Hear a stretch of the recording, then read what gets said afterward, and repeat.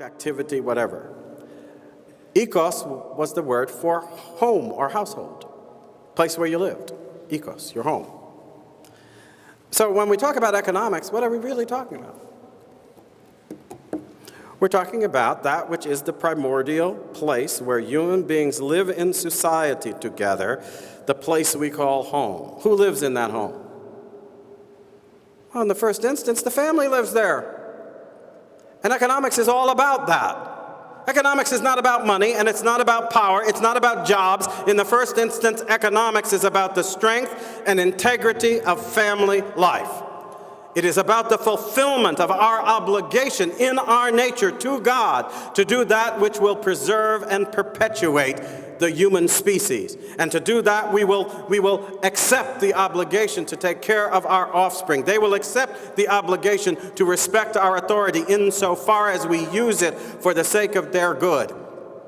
And in those mutual obligations and in that mutual acceptance, there will arise activities that are endowed by God's command, because that command includes our procreation and therefore supports the natural right actions that occur in the context of family life. That's the natural rights of family. Yes? So every time we deal with economics, we are really talking about, in our terms as Americans, are the natural rights of family being respected? Is the authority of parents being respected? Is the obligation of parents to care for their children being respected? Is the obligation of children to understand and accept and revere the authority of their parents being accepted? Is the obligation of society to work with families on that basis of respect for their rights, is it being respected?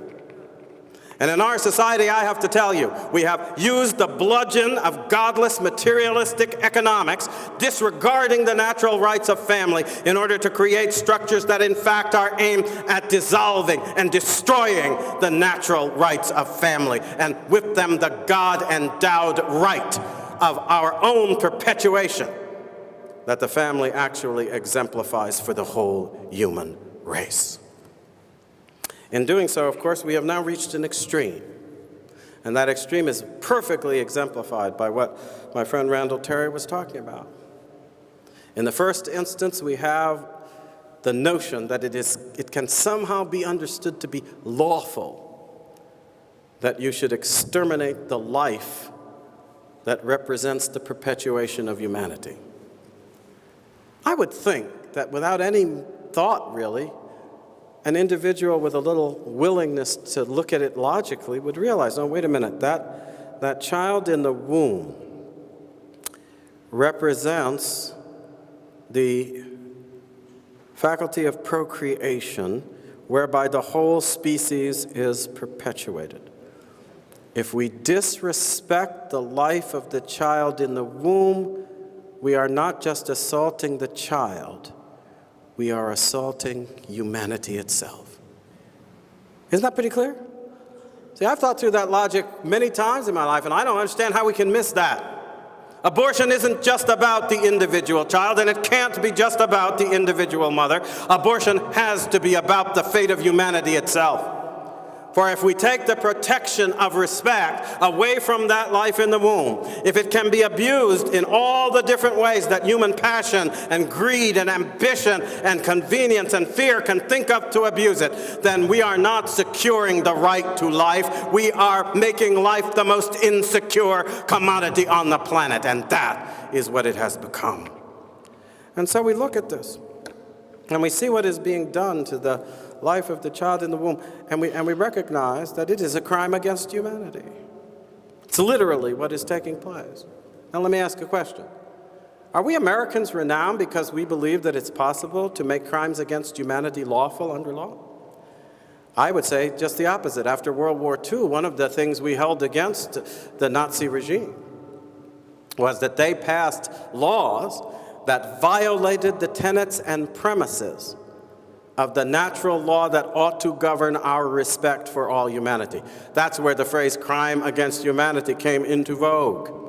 That's why the Nuremberg trials and things of that kind took place.